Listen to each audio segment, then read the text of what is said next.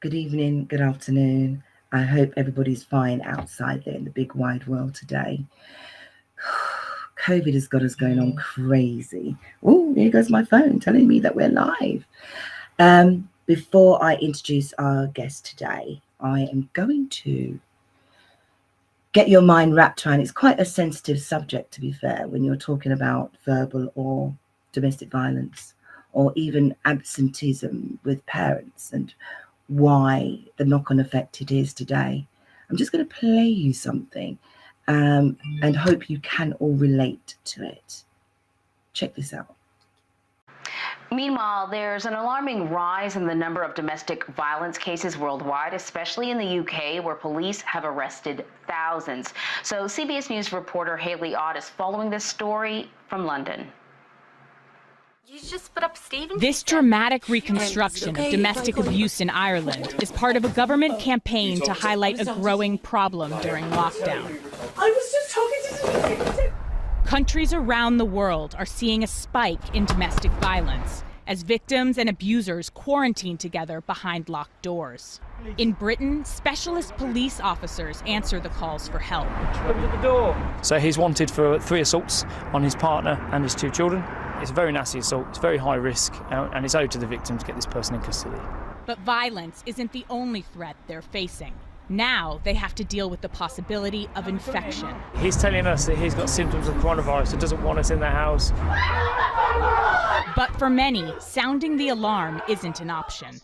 Fiona Dwyer runs a domestic violence charity in London. So what we're seeing is that as more women and men are trapped in their homes, trapped with their abusive perpetrators, what we're seeing is that perpetrators will be using those very frequent tactics of isolation, of coercive and controlling behaviour. What we see quite often is that telephones are smashed, computers are hacked into. Back at the house in Britain, this alleged abuser is arrested. But as some countries begin to ease their lockdowns, Dwyer says the main hurdle for charities like hers is still to come. Do you think it's going to get worse? Absolutely. I mean, we are preparing as an organisation for the huge increase in demand post-lockdown. We know that our services are going to be overwhelmed. Overwhelmed, she says, because for many, it could finally be safe outside to flee the danger at home. Haley Ott, CBS News, London. That brings me shivers. Now, even though that we're talking, as I said, it's a very sensitive subject, and even though we are talking about domestic violence in lockdown, it's not just in lockdown. This is domestic violence in its entirety. Also, we're going to talk about verbal abuse, which is a form of domestic violence. And as the show goes on, we'll steep into absenteeism and why we have some men or female feel the need to be violent towards their partners, even their family, their siblings. It's quite difficult to be honest with you. Now, this is part 2 of part 1. So anyone who saw part 1, I hope they know that we have the same guys have come back to join me on part 2. And without no further ado, I'm going to introduce my first guest, who is Dr. Rachel Gow. And I'm going to bring her in. Rachel, are you here? Hey, yeah. How are you doing? Here today again. Yeah. I know. And how's things been with you? Yeah, really well. Work's really busy. Yeah, lots going on. Quick synopsis. Just tell everybody what you do. So I'm a registered nutritionist, and I also qualified as a child neuropsychologist at King's College London, specialising in conditions such as ADHD, dyslexia, autism. Yeah. Awesome. And I'm going to show the viewers this, which I'll bring it back at the end as well. But she's just written a new book called Smart Food for ADHD and Brain Health. And everything that I've just said there literally still attached to domestic violence, HDAD, domestic violence, verbal abuse. But we'll touch on that a little bit later, and I'm sure you'll correct me, because that is absolutely right. All of that still plays into the same the ethos of domestic violence. My second guest, I love her to bits, Miss Aquas. Not that I don't love Rachel, I love Rachel. So in other words, let me just say this, I love all my guests. I have the fabulous, who absolutely cracked us up the last time. If anyone saw the show reel that we put up previously, she had us in stitches. I know it's a serious note, but I'm sure she's going to throw some gems in there today. I've got the fabulous Francesca A. Pingman, and she's also, I would say, the healing table Accurate, the owner of. Please join us, my darling. How are you? Evening. How are you? I'm all right, I'm blessed. You're still in the office, aren't you? Yes, right. How do you know? I'm two-tiering myself. So I go to one and come out. I'm two-tiering on my own. Oh, wow. That's dedication for you, because it's 7 o'clock and you're still in the office. Good Lord. Do you know what I mean? But that's dedication. I'm sure I know you've got another session to do after when I'm finished. So we're going to try and make this one a really quick session today, but make it in depth. Finally, where's my Rihanna? I have Rihanna Ebanks-Babb, and she's the owner of planveg.co.uk. She's a counsellor, but I'm going to actually, I didn't tell Francesca to please introduce yourself. How dare I? Do you know, I'm not even offended. It gets like that. It gets like that. So good evening, everybody. I'm a counsellor, therapist, healer. Call me what you want. I'm just me. Okay. You're not. I hold an event called the Healing Table. It'll be on tomorrow at 8 p.m. on Facebook Live. Feel free to join in. And tomorrow's topic is actually, are you okay? But are you really okay? Yeah. Okay. Awesome. Rihanna, are you there, my lovely? I can see you perking, and I'm making sure that your internet is bang. She's here. Hello. My final guest is here, Rihanna Ebanks-Babb. Rihanna, please tell everyone what you do while I'm sweating my bits off here again. Oh, bless you. Okay, so hi, I'm Rihanna. I'm an independent advocate for human rights charity. And as Valerie said, I am the owner of Plan, Wholesome Empowerment Group, which is, I'd say, a personal development and emotional development service. Fantastic. Welcome, ladies. Lovely to have you back here again. Lovely. The subject this time is it's very delicate, and we're going to try and see if there's anything we can offer anyone out there, what advice we can give them, or what's the insight that we've seen. And that's the topic of today's show.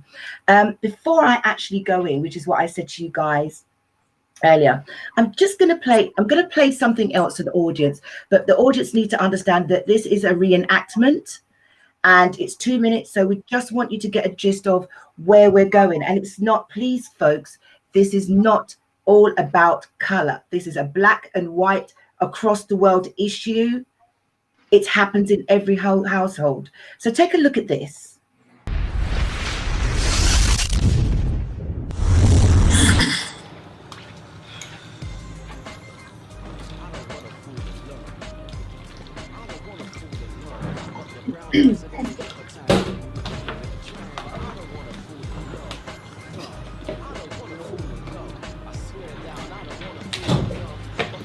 I'm just here with this punk in it. You mean what punk? I only live with one punk in this house. Imagine, I just come back from football and I got a sandwich. Swear down! Yeah, that's because your girl looks after you, bruv. Swear down. No. She got a cheek to be wearing my shirt.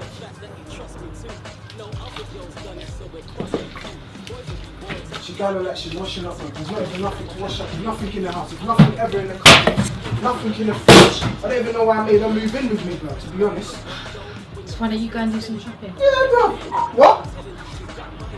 No, I thought she just answered me back. No, I did. I said, why don't you go and do some shopping? Hold on a minute, external line. What did you say? I said, said, why don't you go and So do you some answer me shopping? back. You're good for nothing. You don't do nothing in the house. You're washing up and there's nothing to wash up. Yeah? You're offering me sandwiches. So why Yeah? don't you And do it? stupid bloody Red Bull. What does it look like I even drink So that? why don't you do it? You know I'm trying to get big out here. So why don't you do it? Why don't you do anything? Why do it with me? Keep your mouth closed. Yeah? You're only good for one thing. One in fact, I don't even know if you're good for that even, man. Why do you treat me this? Why? What have I ever done to you for you to treat me like this? Oh, blood, stay on the line. What? What? Who are you talking to, man? Who are you talking to? Shut up! Catch yourself answering me back. Are you crazy? Leave me alone. What do you mean leave me alone? Answer me back now. Go on. Answer me back then. Huh? What, you ain't got nothing to say now? How do you like eating crusty bread? Huh? You're in the house all day, but yet still you're putting on makeup. Does it look like you're going anywhere? Huh? Now look what you made me do with my bread on the line. Yeah? You're stupid. You're good for nothing. And I told you already about this weave in my house. I don't like it, innit? Yeah? So you can go and take my stupid girl. Yeah? The next time you answer me back, you see this? You see this? Stop crying. You know what? You know what? I'm gonna leave you today, innit? The next time I'm gonna beat you like a baby, you hear me? Stupid girl.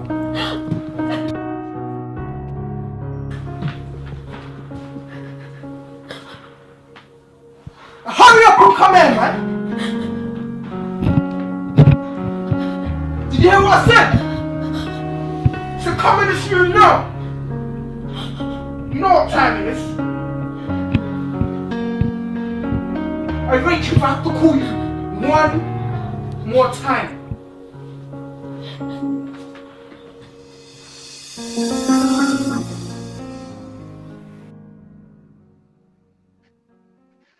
Okay. Yeah, silence. What can you say? What can you say? It is something that happens quite often, guys. And even though that's a reenactment, let me just take that off, caption off. It was a reenactment. I don't know if you've ever come across anybody that's had that and what you did. You know, did you do anything about it? Have you spoken up? Have you had to take someone away from that environment? The first question I'm going to ask you guys is, and I'm going to put it up on the screen so everyone can see it, is what is domestic abuse? To be honest, domestic abuse is not always violent, physical violence. It can also, as you can see, it's cohesion, control, gaslighting. You can see that, guys, right? Yeah. Okay.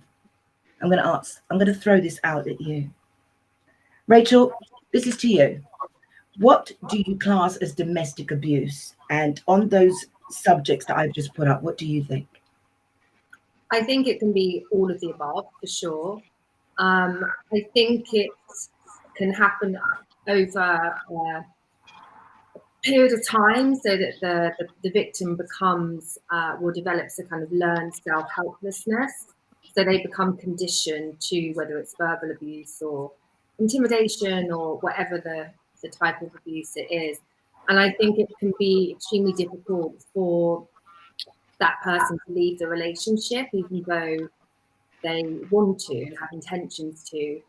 I think the conditioning can be so powerful that it can leave them in this kind of codependent, toxic relationship that they find it impossible to break free from. Francesca, what's your take on that? So I you know how I look at things? I look at things all the way around. Mm-hmm. So even just watching the video and listening to him talk, I'm not gonna focus on Rachel, who was on the floor. I'm gonna focus on the male character. Okay. Because he alone has his own issues. I'm not condoning what he did, but I want to also highlight that could be a learned behavior. Good. He might be neglected. He might actually feel so he doesn't even feel like a man. That's the only way he could feel like. There's definitely a little feedback going, and I'm not sure.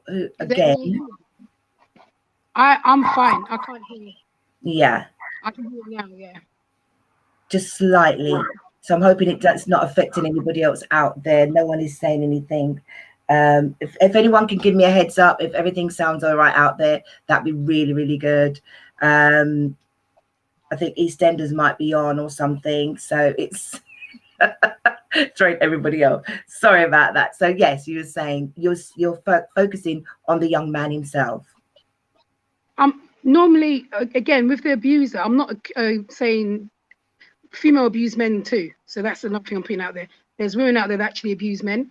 But what I'm trying to say is there's also an element of when you meet a guy or you meet a female and these elements come as red flags, we as people tend to wash them over.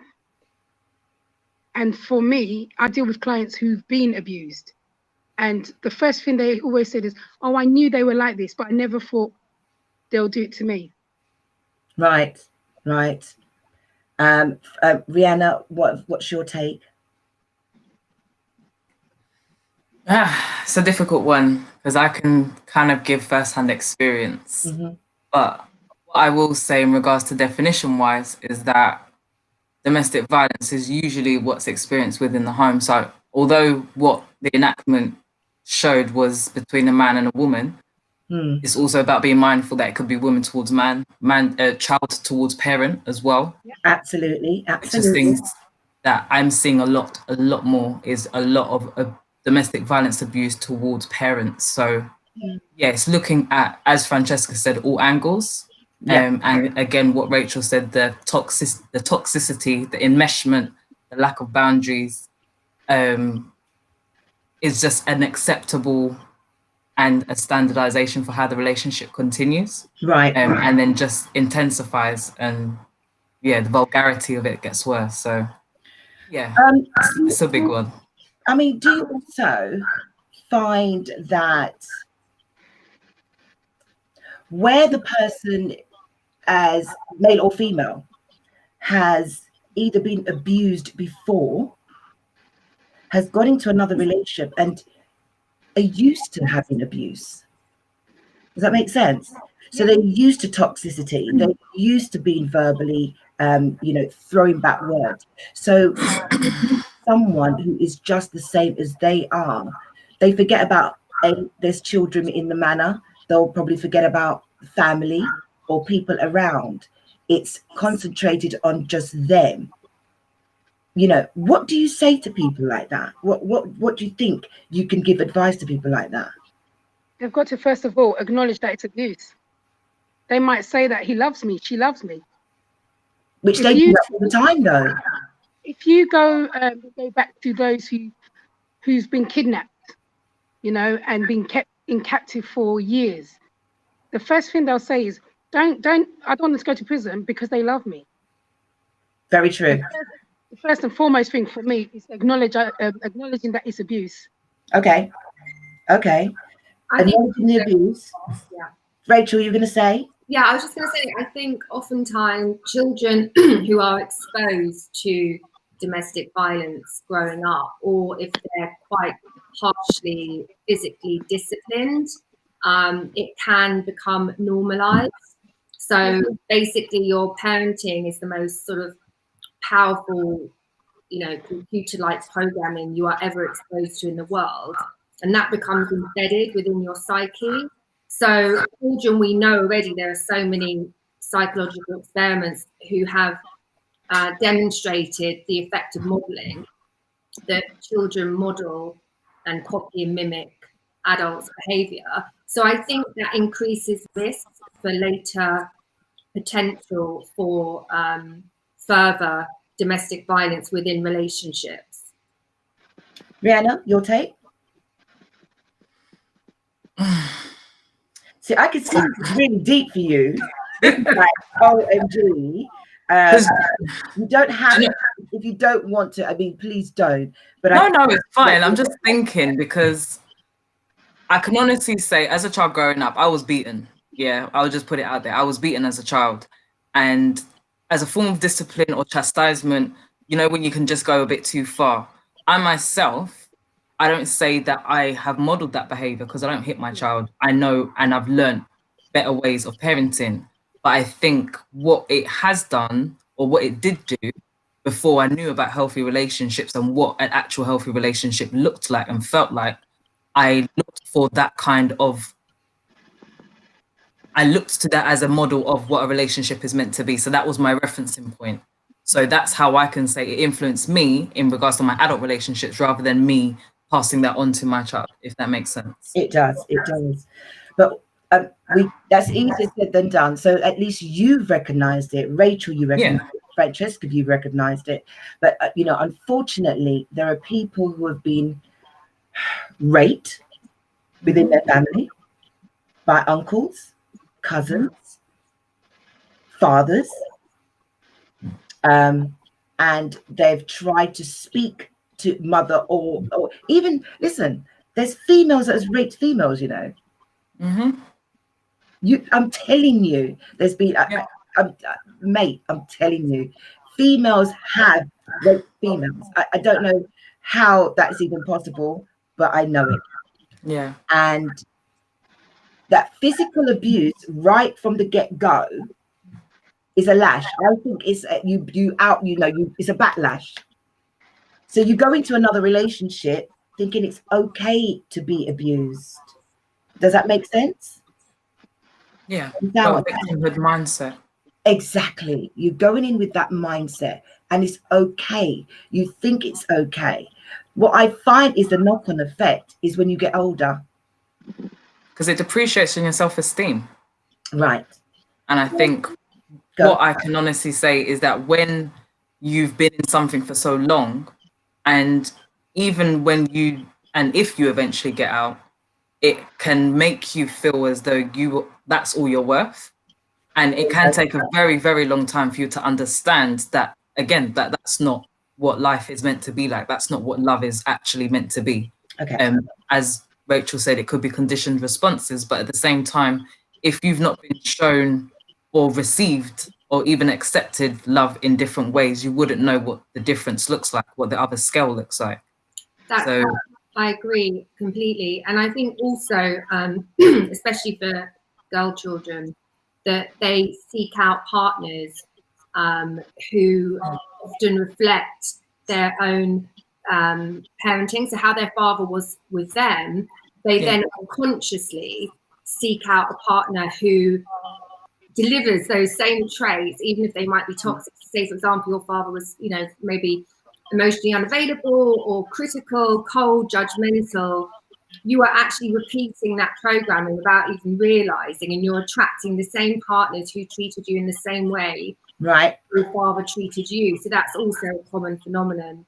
And it's oftentimes those children that don't have enough self-love and self-care and self-worth, so they have low self-esteem, maybe because of a result of not receiving the parental investment that they deserved as a child, that also makes them at risk for seeking out partners unwittingly who will then deliver more of the same program. What advice would you give to people who are constantly verbally gaslight? I mean, can I switch up a bit? I need to switch up. I need to switch up just a little bit. Go for it. I'm from African heritage, right? So when I was doing my training about, you get a B, you get this, you get punishments, yeah.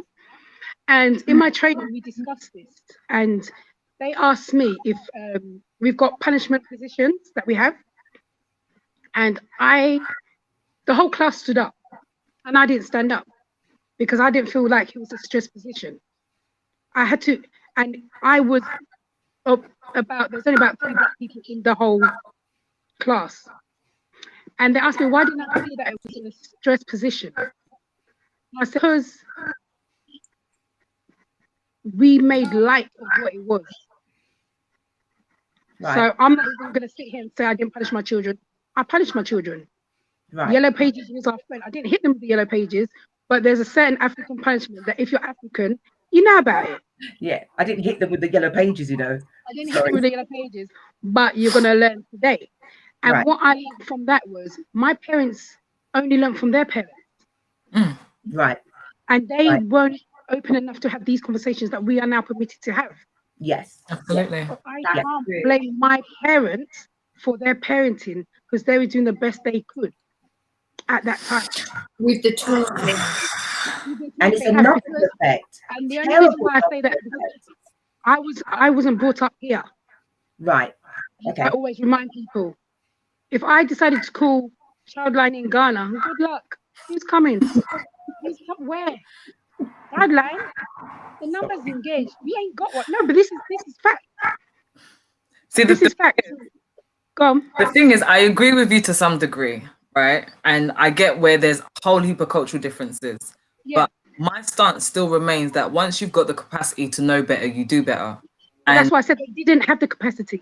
This is what I'm saying to you. I've got the capacity. You've got the capacity. Because don't get it twisted.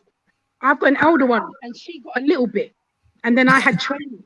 I'm a little bit older than you. So it took me to check myself and say, but why am I dashing this out of my girl? She deserves it, but I could talk to her. And then when you give birth to somebody who's just like you, you're thinking what used to work for you, but it doesn't work for her. Yeah. It's a difficult one. It is a difficult one. Okay, so we've gone from knowing that domestic abuse or even any form of emotional abuse starts from childhood. Yeah. Childhood trauma. It's on both sides. Or both sides. Yeah, so the boy may have been exposed again to a lot of, physical beatings and physical discipline, emotional abuse, verbal abuse, and also withholding holding of love. Right. The withholding of love and affection from a mother to a boy child is then going to play out in his relationships. Yeah, absolutely. So as I said, it stems from there, and I'm going to throw myself in the mix because I'm only trying to direct it. And I grew up in a family that didn't beat us. We had a great family. What I did have was my grandmother was a really, an authoritarian, or would you call it authoritarian, right? Authoritarian. Yeah, authoritarian. She just ruled with a rod. God rest her soul. And I'm glad for that teaching that she gave me. But the one thing that when I'm growing up, I was taken away from boys. You can't be around boys. And this is an old school way of we were brought up. So you didn't really know about sexuality. You were kept away from it. It wasn't taught in school. And I didn't live with my father. I didn't live with my dad. So I'm going deep. Again, I'm going to just stand in my truth. I'm just going to say as it is. But I lived with my uncle, and he was a great teacher, and I love him to this day. I still run to him after how many years for advice. But when a man gave me any attention, because I didn't have that father figure, I felt that that's the attention I needed. Does that make sense, man? That's very common. Yeah, it felt like that. Oh, is that what a man's appreciation is supposed to be?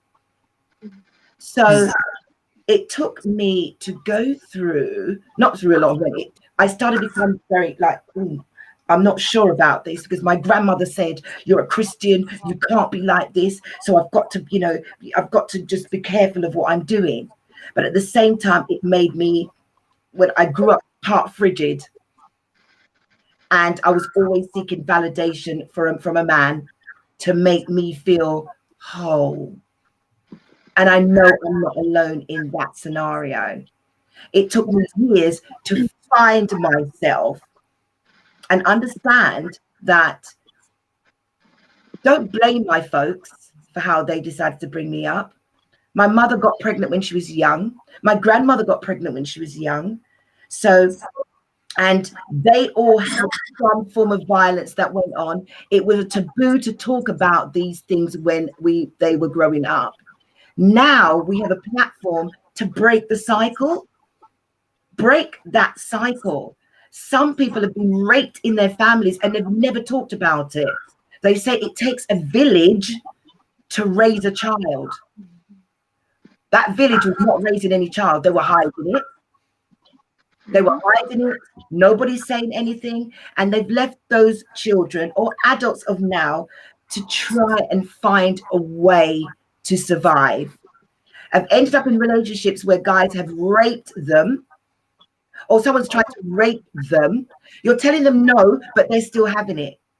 And you feel that you're not strong enough to tell them, can you not do this? Stop it. Don't. Get off. Please. Do you understand what I'm saying? But at the same time, no matter how much you're fighting them, you're thinking, do you know what? I'm going to have to be subdued and just let them get on with it. And then when they've done it, I'm going to hide. Let me tell you, it's happening regularly. It happens regularly. Now, the guy who does that, they think it's okay because the woman has not reported them. The woman is so ashamed of what she's done or what's happened to her, she won't report it. And as a matter of fact, it will happen again and again. That's why the laws were changed so that the police now take it away from the victim. So they no longer have a right to choose whether or not they want to prosecute. Once it's been reported, you know, 999, distress call, whatever it is, and the police turn up, they can take it upon themselves to arrest that perpetrator without any consent whatsoever from the victim. And I think, you know, that was important to change it like that. It's taken years to get there, Rachel. Yeah, I know. Guys, it's taken years to get to that. Even though there's a lady in the press at the moment who is saying that she's still not happy with what you've given because she has been, you know, systematically abused. But it took years for her to fight to let them understand that even though you physically cannot see the punches, she's still getting it verbally. That's right, because victims often become completely submissive, you know, in the sense that they don't have, you know, if they're treated as if they are owned or a property or objectified in that way, that becomes embedded in how they feel about themselves as well. And it's very hard for domestic violence victims to speak up and confide in. It's also, there's the element of fight or flight. There's an element of shame. There's an element of, I need to go to court and talk about this again. I really need to rehash this again. Why do I need to do this again? Why don't you believe me? There's so many different elements. Yeah. But as we're talking on the topic of abuse has increased since COVID. Yeah. I don't know why the government don't want to address it, but it's up to them. But it's not just abuse, as Rihanna said. There's a lot of children abusing parents. You know, the neglect element has heightened. The neglect element has been heightened, but it's not. It's a shameful topic. It is. You know, anybody who tuned in to our last session to now, this is a whole different energy. Yeah. The energy that we are all holding right now is a whole different energy, because we've all got our own little personal stuff going on that we're thinking of. You know, I always used to say, I've been single for a while. Men didn't come to my house because I know what it's like when men are around your house and they don't belong in your house. Yeah. You know, not saying anything, but disrespectful. But you think about it, you know, and the reason why it's come to the forefront now, and we can talk about it now, is because we've been given and permitted to have platforms and conversations. And yes, it's taken 10 years, 20 years, 100 years later. But if we don't talk about it, we'll be where we were in 1997. Absolutely, so absolutely. That has to be had. Which brings me then, now that we're in lockdown, because lockdown seems to have heightened it even more. Lockdown has made you aware that there are people, because I speak about this in my podcast show, and there are people who are in relationships who actually probably didn't have domestic violence per se. So they've gone, you know, because you're at work during the day, aren't you?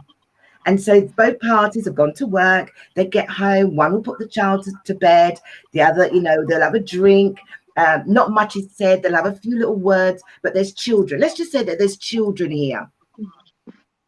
But what happens is you're now on top of each other. You can't move. You're in probably the 2 up, 2 down. You're in a flat. Everything's all on one level. You're on top of each other now. Do you understand?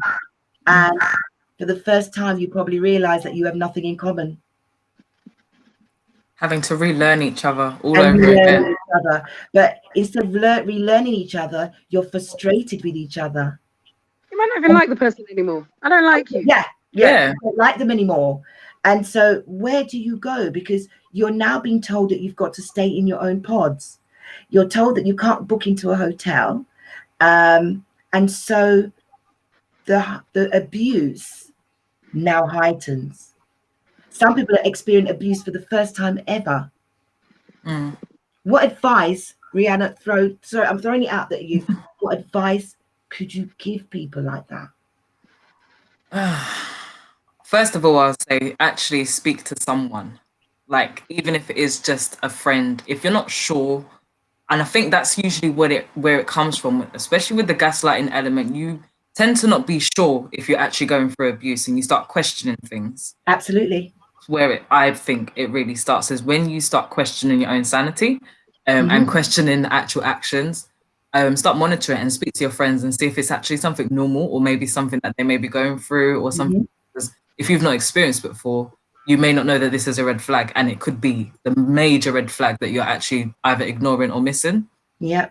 But I'd also say there's loads and loads of Facebook groups, Instagram pages and things like that can give you a whole load of I'm going to bring some up tips.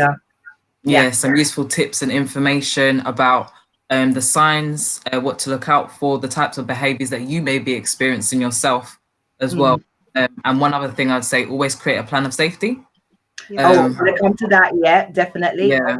Awesome. Yes. So with all of those resources that you've been looking into, jot them down somewhere and find out how you can get in contact with someone really quickly. Because especially if you're in an emergency situation where, for example, your phone is unavailable to you, what can you do next? Yeah. So get to know your neighbors, get to know the people around you.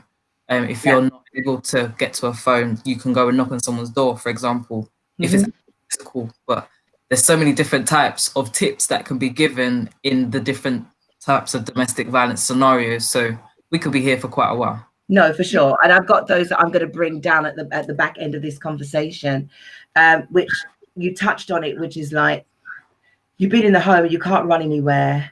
You know, I don't want to use lockdown as just the scenario, because it's not just in lockdown this is happening. And I'm going to go back to what I just threw up on the screen just a while ago, which is here. Let's see if I got it. It's patterns of behavior of abuse can be even more subtle and insidious than the ones mentioned right here. You know? So fair enough, gaslighting is very common amongst people who are very abusive. Alcohol plays a very major role for that, guys. Alcohol would turn anybody absolutely. And I'm not saying it because I'm definitely going to do a program on alcoholics. I'm an ex, and I'm going to say it, and I don't want to say I shouldn't, but I'm an ex-alcoholic, and I had to tell myself that. So at least I actually said it out loud on internet air. I'm an ex-alcoholic. Do you know what I'm saying to you? And I had to say that to get to where I am today. But it's the number one thing that shields and inoculate yourself against is being sucked into a bad relationship. And you've got to learn how to tune your body and to know how it feels. But people are writing those things, but you can't, because you think the person loves you. Should we discuss like a little bit about gaslighting? Because some people may not know. Please do. Please do. Yeah. Because gaslighting is not really well understood. Well, I think maybe we'll go round. I mean, no. I want you to. This is what this is. I mean, it's kind of when someone is being quite cruel to you, but calling you out at the same time. So, like, what's wrong with you? Yeah. Like, why are you doing that? Or you're crazy. Do you know that? Or there's something wrong with you. You need to go and get help. It's all those kind of things. Perhaps you guys have some other examples. It's when they make you question yourself, and it's persistent pattern over time that breaks you down, and you start questioning yourself. You're like, there must be something wrong with me, or I'm unlovable, I must be flawed in some way, because, you know, I'm always treading on eggshells, I can't do anything right, this person's on at me all the time, or withholding love from me, withholding affection from me, you know, deliberately as a form of punishment. And it's a very subtle form of abuse which leaves horrendous scars and can take years to recover from, and only really with professional help or a recognition of what happened, like actually going, wow, did that really happen to me? And the fact that you've allowed it to happen without wanting it to happen. But in a sense, it's like they say, you know, what you allow will continue, because it does continue, and you are so trapped in this bubble. Yeah. And you're so confused because you don't really understand what's going on, and that's gaslighting in a nutshell. Anybody else have any other throughout, Jessica? The thing with gaslighting again is the person tends to know your insecurities and what makes you vulnerable, and they store it up. And what they do is they will come at you in such a nice way.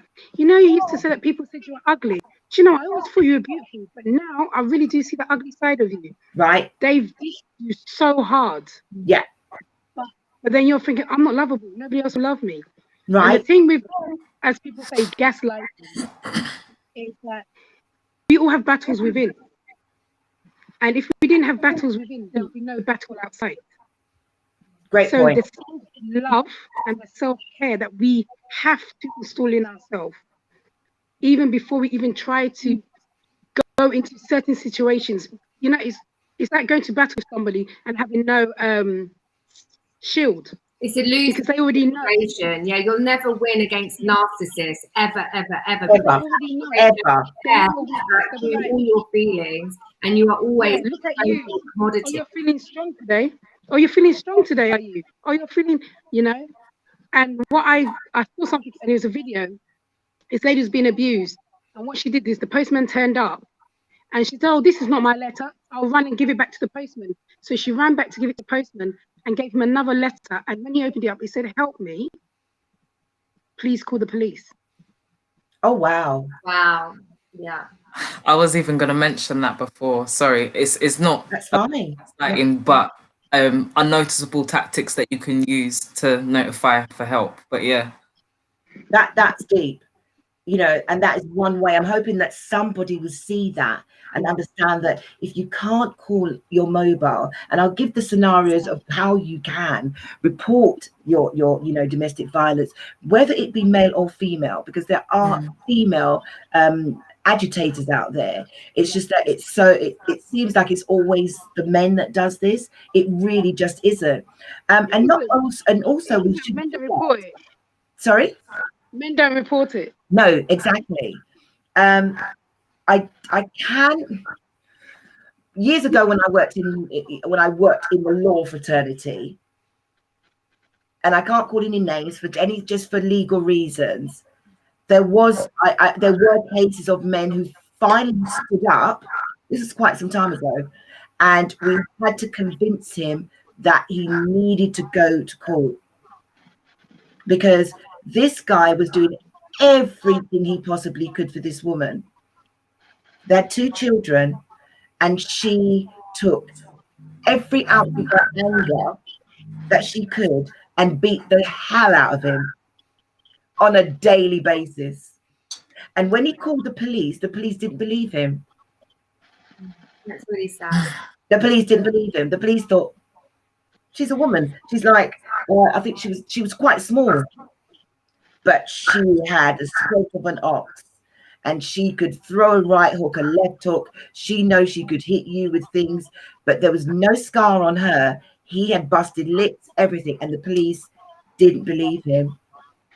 In the end, he had advice, came to a solicitor's and said, look, the police aren't going to help me. I need your help. And the firm that I work for, that's how we ended up having to give him the satisfaction. And they didn't have a male refuge. There wasn't a male refuge for him to run to. So I'm speaking for everybody out there. Now, we've been speaking about male and female. Do you know that there are kids abusing their parents in their home? Yeah. Yeah. Really difficult subject, and it's happening more and more and more. And it's not being spoken about, and it's not being addressed, but oftentimes it's teenagers who may be experimenting with different drugs and then having terrible mood swings, or they've got, you know, quite chronic ADHD, so that means that they're going to be more impulsive. They're not going to be able to sort of inhibit their reactions. They'll basically act and then think. But yeah, it's really big right now. I think it just goes down to unmet needs in a nutshell. Yeah. Emotionally unmet needs, financially unmet needs, socially unmet needs. It's unmet needs that's not being spoken about. And it's like, I call it a pressure cooker. So those of you that know what a pressure cooker is, it's a pot that you do long cooking, and you know, you've got to do those tough meats in, and you leave it on for ages and it steams up, and then you've got to loosen the top and it whistles a little bit.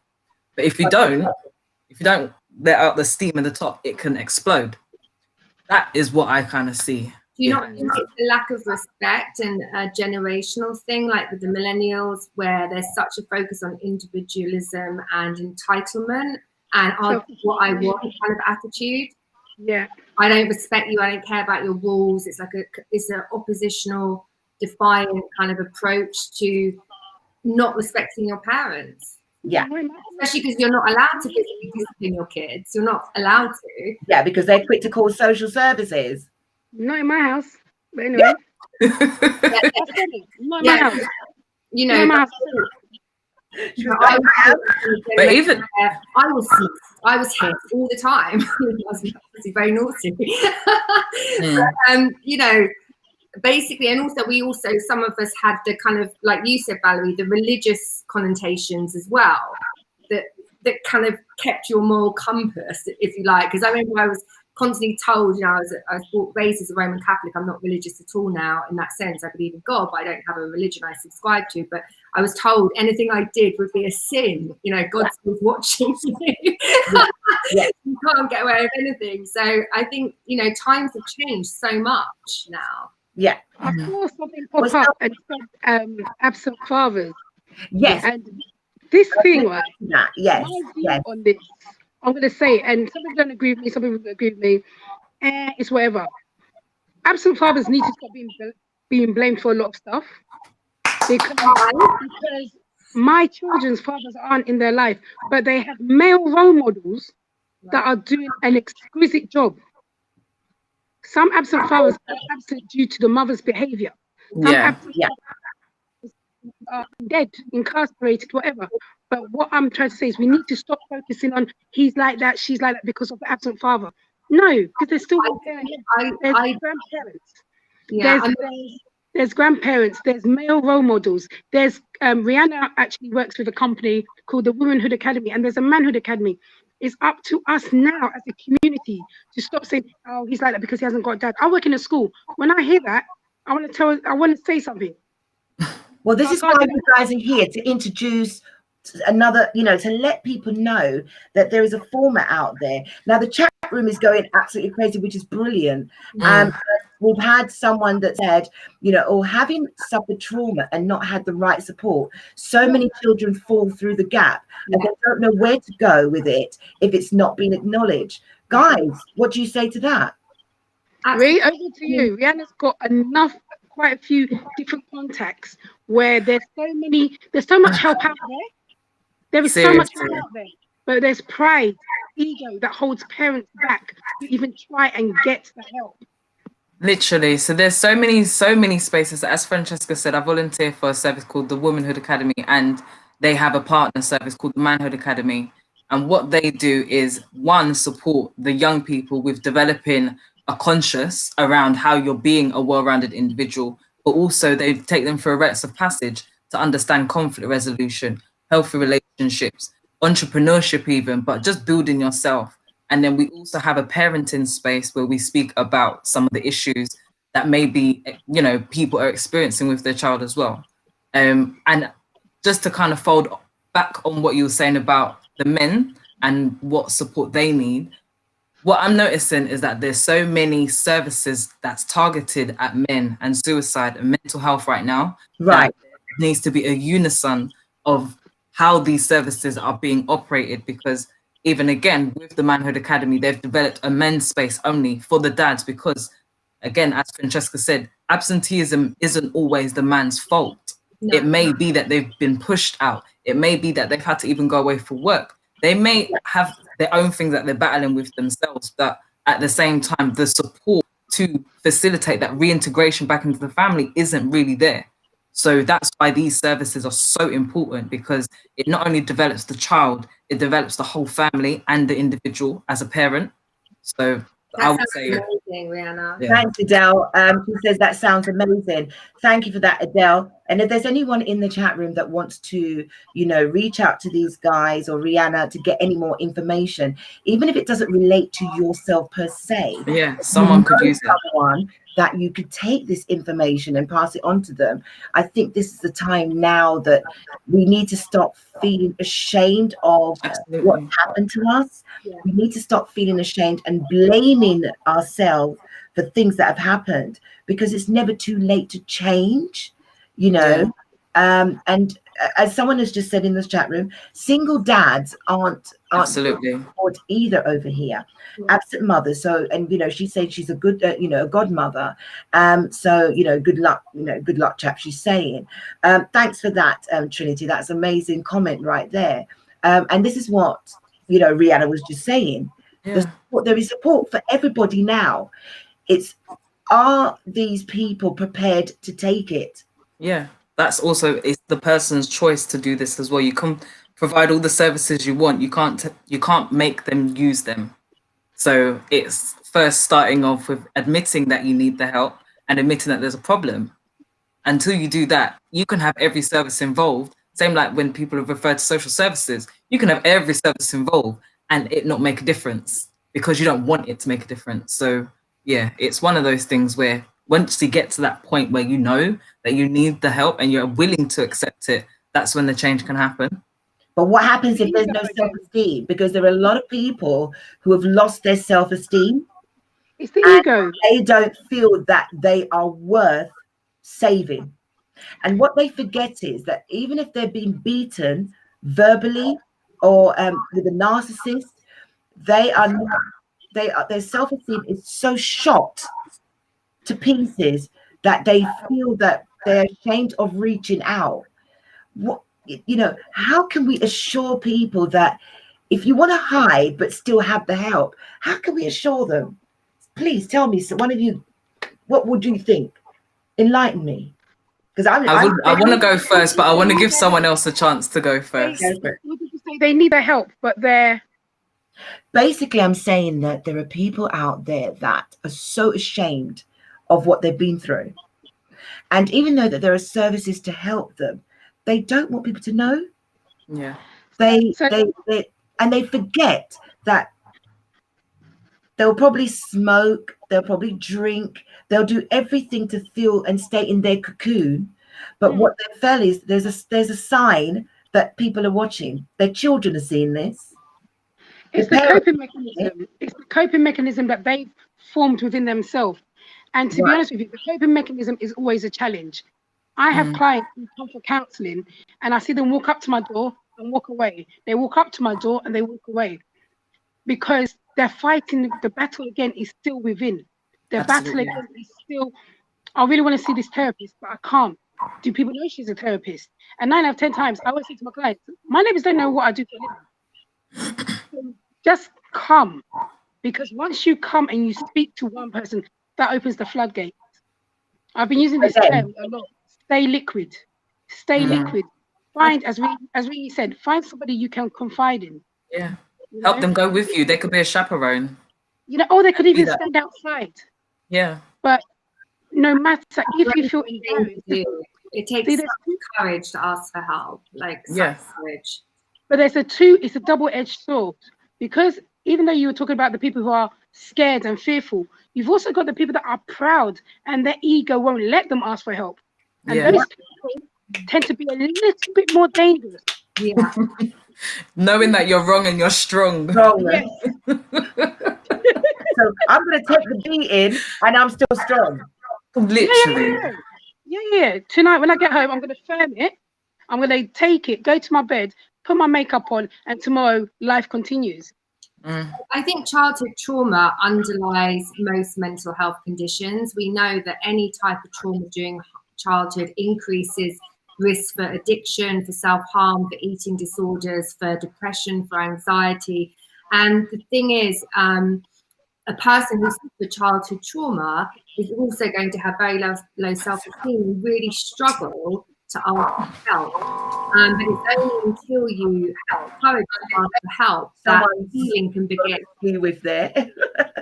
Sorry, Rachel, go ahead. Sorry. No, that's it. I was just saying it takes such bravery to kind of live up to past traumas from your childhood, because a lot of people lock it away in a cognitive box and they're scared to even open that door ajar. They don't want to deal with it, and then it manifests in problematic behaviors such as addictions or depression or anxiety or some sort of mental health condition. So absolutely, I would just urge anyone to reach out to some of these agencies that Rihanna spoke about. There is help out there. And I salute you, because it takes such courage and strength to ask for help. So yeah, it really, really does. So now I've touched on ask for help. Don't be ashamed. There is something. God, forgive me what I'm going to say. Have you had, or I've seen people who don't, when someone has asked for the help, and someone actually belittles them. Because they're not in the same, they've never experienced it. Their life is okay, or they're hiding behind a bad scenario themselves. They will belittle you. Now I know there are people out there that have been belittled. Francesca, you're laughing. What are you laughing? Tell me. Because culturally, if you think you're bad enough and you're going to tell your auntie, "Oh, today my husband slapped me," and so. Yeah. I'm not going to look after you. I'm not going to put a roof over your head and your 4 children's head that you've made with your husband who's boxing you. So, Joe, the best thing for you to do is go back to where you got boxed. Culturally, it is so true. Do you understand? I know of cultured families. I was speaking to my friend and I said to him, I want to hold an event in Ghana. And this is my male friend. And he told me, don't do it. Don't do it. You don't need to come and empower ladies. And I was like, bruv, why not? He said, please don't do it. And I said, I'll do it. And he's like, no, because people will leave their husbands. I said, why is that? God, sorry, I shouldn't laugh. Because do you understand? It is something that we don't talk about. And it's not just the African community. There's loads of other communities out there. I've seen boys speak to their mums and they're from a different culture. And I saw a boy speak to his mum. And my son said to me, "Mum, don't get involved." And my body, I was like... And I picked the boy Sorry. up. I'm like Rihanna. I picked the boy up. I said to the boy, don't you ever talk to your mum like that? And as I got off the bus, my boy must say, "Mum, one day somebody's going to box you." I said, "I'll wait for that day." I should have minded. Because it's true. If you don't correct someone, who is going to do it? And they're going to continue thinking it's acceptable to act in that way. Like, you still represent yourself and your family when you're out on the street. When I was growing up, I knew damn sure none of my family, none of my parents' friends, they ain't going to see me doing nothing. I'm not going to be anywhere I'm not supposed to be. Like, I will hold a beating on the street if that was the case. And that has happened before. Yeah. But so what I was saying about this, and we can only speak from our own experiences or the people that's come through your door. And Rachel, I know that you probably will identify, but there are people who didn't grow up with their parents. They didn't grow up with parents. They were either in an orphanage, or the parents, let them live with uncles and aunties. And so the trauma of not being with your actual parent, and I'm talking about male and female here, can be catastrophic.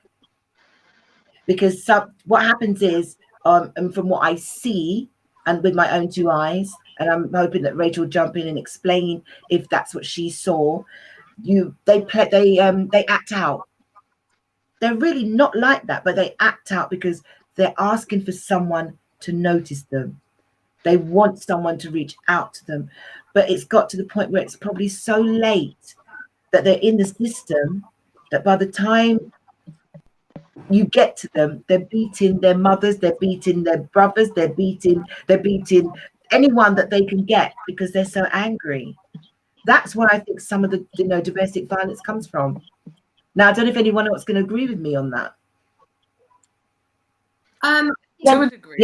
Yes, go ahead. Yes. No, all I was going to say is children that are adopted, often there are two different types when they're placed with a new family. There's the compliant one who can't do more to comply because they're terrified that they're going to be abandoned again. Yeah. And then there's the acting out child who will do all they can to test the boundaries because they can't possibly believe that you love them or you really want them. So that they're going to be terribly behaved because they are almost carrying out a self-fulfilled prophecy of I'll reject you before you get a chance. Reject me, right. Right. And that's why so many foster placements break down and why so many, there becomes difficulties within adopted families for those reasons. Yeah. No, I agree. What do you think, Rhiannon? Well, I can give a different experience because I used to work in a residential care home that supported young people leaving care. And a lot of the young people that I worked with, they just knew how to play the system because the system enabled them to do so. And I will be very honest there, that it's built up to enable them to do so. And as much as, they have gone through so much and there is a sense of entitlement because of you going through so much, there is a sense that I don't need to pay for anything. There's a sense of anything I do, people are going to be there to help me. Yeah. That's not building rounded human beings. That's just building a dependent individual. Sure. And I think, again, as much as it's good to have all these services come in and help, having too much services, again, means that you become so reliant on social services or your youth offending officer, or basically you don't build the dependency skills on yourself, the independent skills for yourself to just live a fulfilled life. A lot of the kids that I knew, we had to teach them how to use a cash machine or teach them how to use a washing machine, stuff like that. But yeah, that's my opinion on it. Okay. Francesca's just joined us back. We've got 15 minutes to probably just catch up. So, because I know you guys have got something at 9. You probably got to jump out very soon. I'm hoping that the stuff that we've spoken, there's so much that I really wanted to throw at there, but we just not enough time in the day. Part three. There's going to have to be a part 3. It really, really has. Because I wanted to go on. Literally, I wanted to go more deeper into absenteeism, which is really dealing with parents that are missing from your children's lives. So what we'll do is we'll deal with here in terms of domestic violence. One thing I noticed this week, and it stirred a lot of memories for me and a few other people. Now, I don't know if any, and the thing is, I would never have watched that program if my sister hadn't messaged me, which was something called Small Acts. Did anybody watch that? I've got it. I've recorded it. I don't not watched it yet. Right, then I can't say anything because Can't say anything. There's poignant in there for me. Okay. There's been a lot of uproar. I won't go into. There has been a lot of uproar. So I suggest that all 3 of you, when you get the chance, watch it. And how can we watch it? What channel is it on? It's on BBC. An iPlayer. Just have a look, and we can discuss it when we come back. I'm looking for us to be back roughly about 17th, 18th of December. So I've got people booked in around that time. So I've got blah, blah, blah, blah. I'm trying to always do our ones around this time, Yeah. a month in, a month in. And cut a long story short, you know, there's scenes in it that was very poignant, and it's going to bring me to, I'm not saying that's what happened in it, but there was reminiscence of rape. Okay. There's reminiscence of rape. And I've heard it, yeah. Right. And I'm going to say this, and I'm going to put it out there, and I know that, I mean, if anyone is watching, I'm hoping that people did tune in today or whatever the case may be. Well, I can see that they have. That touched me. Rape happens even if you're in a relationship. Yeah. It's not necessarily, and it does form again another part of domestic violence. Sexual abuse. Sexual abuse is another thing within a relationship. That's one of the biggest. Violence. Yeah, it's huge. Because you're in a relationship. Anyway, we can go into it. Yeah. we exactly. Until you go into, I think it's unfair for me to go into. But can we address the comment in the chat before we go though? Just briefly, like if we've got 1 minute, it was just about the blaming social services blaming fathers. Yes. All I wanted to say is if there is anything to do with social services involvement, get yourself an advocate, because a lot of the time parents don't know that you can have an advocate present. Advocacy either. So get in touch with your local advocacy service and request for someone to support you during that process. That's all I wanted to say. Awesome. I've got a thumbs up in there. I've definitely got a thumbs up in there. That is great advice. The program asks me, it's called Small Acts. And it really is, I'm not worried about the content of, that's okay, my lovely. She said, thank you. I'm not worried. If you watch it, I'm not so worried about what they were going on about. I'm talking about the stigma that was in that particular program. And as I said, there was a section of abuse, rape. There was connotations of all of these. And what it led is a few conversations with people I hadn't spoken to in a while. And this is what led me to I couldn't believe it had happened. And this is a subject that I wanted to speak about this week. That awoke a lot of people.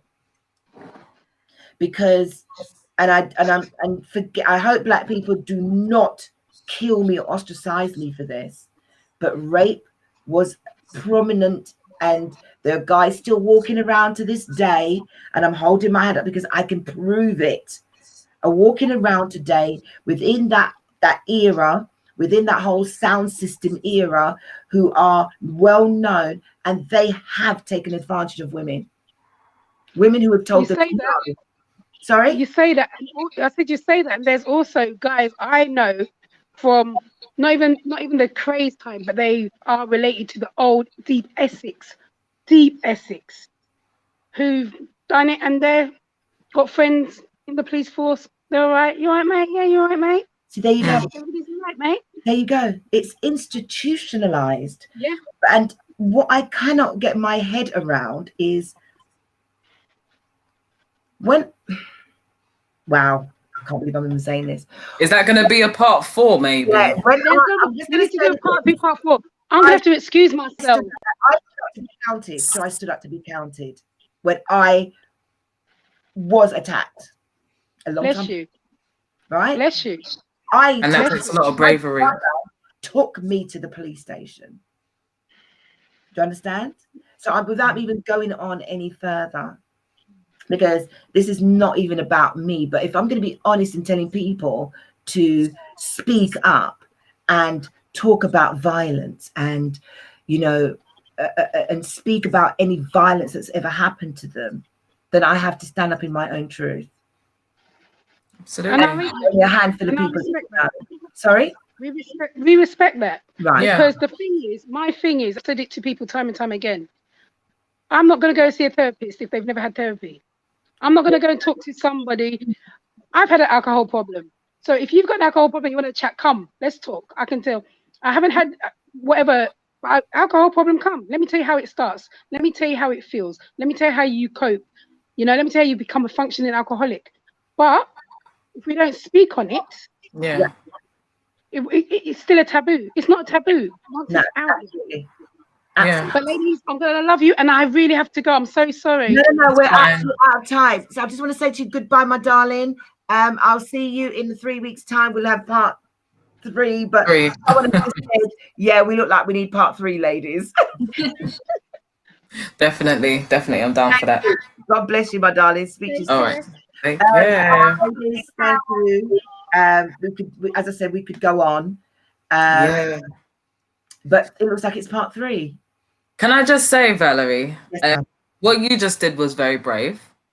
I can see it caused a little bit of friction before you said it. So well done for pushing past that friction. Yeah. I'm very proud of you, because it's platforms like this, and wherever it goes and whoever sees it knows that it's okay to speak their truth too. Yeah. Well yeah. done. I just couldn't. I thought I can't sit here, and I'm actually holding back words and saying, what do you think? What do you think? So the best thing for me to say to anyone that ever goes back and watch this, I am a victim of it. I have been in that scenario. I've never really decided to go and tell anyone in Joe Public. Probably 2 people know. Well, right now, 5, 6, 10 or 10 people that's watched may know. But that show woke everything, every being of the incident.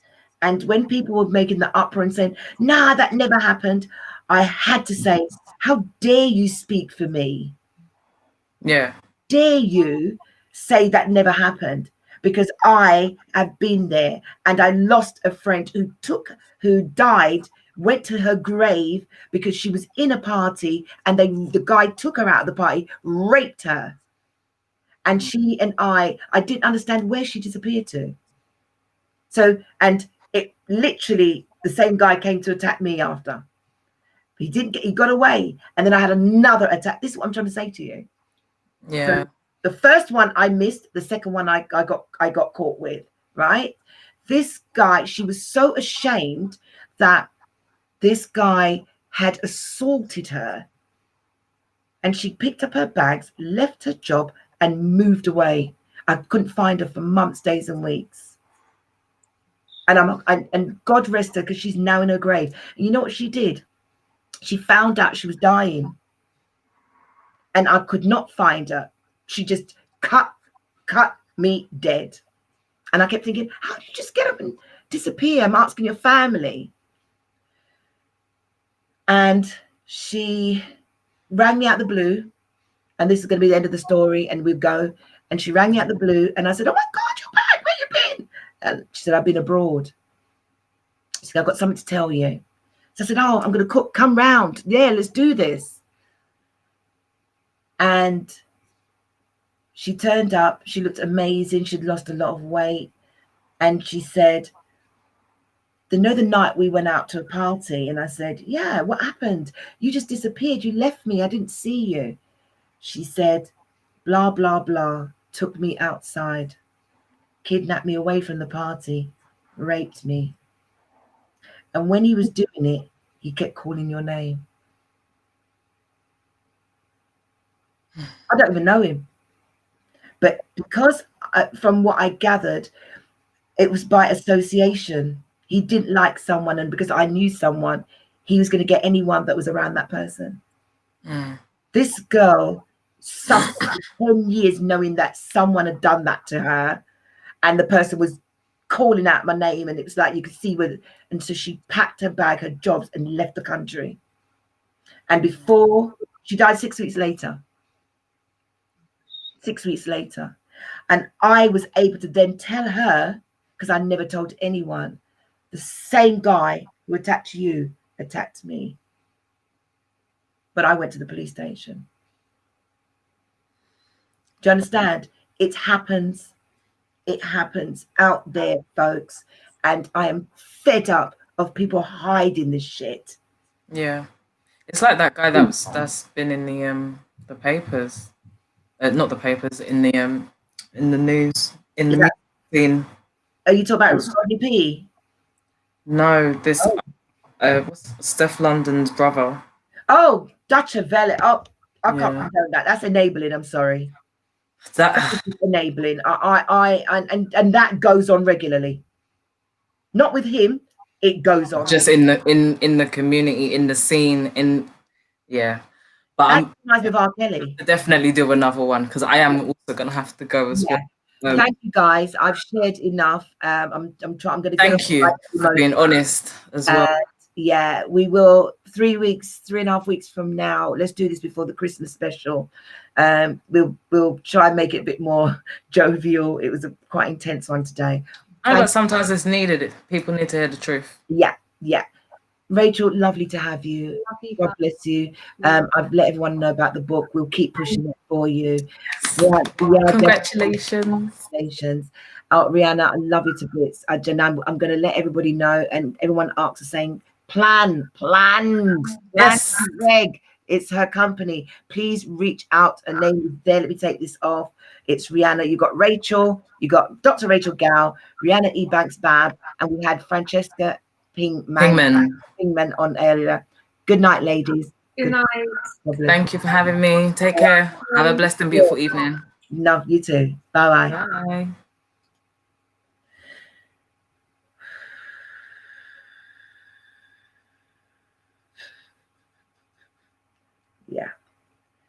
Yeah. No show ever goes the way you want it to be, ever. I'm hoping that people can still catch the end of this. My Wi-Fi is telling me that you got no service. But for anyone that's left in the chat room and anyone else that's out there, thank you for tuning in. Thank you, my lovely. Thank you so much. Thank you for the people that shared, who touched in. I don't know if it was anything that anyone could take away from it. It's no point me having a show called Standing in My Truth if I'm not going to stand in my own truth and tell the truth. I went around the peripheral because it's just the best that I could get out right now. So I want to thank my guest one more time for coming on today. There will be a part 3 in 3.5 weeks' time. On Saturday, I've got the Saturday Sports Show with Gabriel Zakuani. Those who don't know him, trust me, he is a character. He's commentator on the BBC, and it's going to be lovely to have him in the house and just talk everything sports and anything that's droll. I've also got the lovely Anne-Marie Wickham, who is a hypnotherapist, body therapist, who's coming in next week to give you everything that's all gooey and lovely about ourselves, our mind, body, and soul. I've got CKP joining me next Friday on the music show, which is the fortnightly music shop. So we're all going to get our groove on. So tonight was difficult. I knew it'd be a difficult show. I was trying my best to see if I could just get through it. So for anyone else that's still logged in, thank you for joining me tonight. Standing My Truth, the motivational show. And hopefully there was stuff that you could take away. Good night. God bless.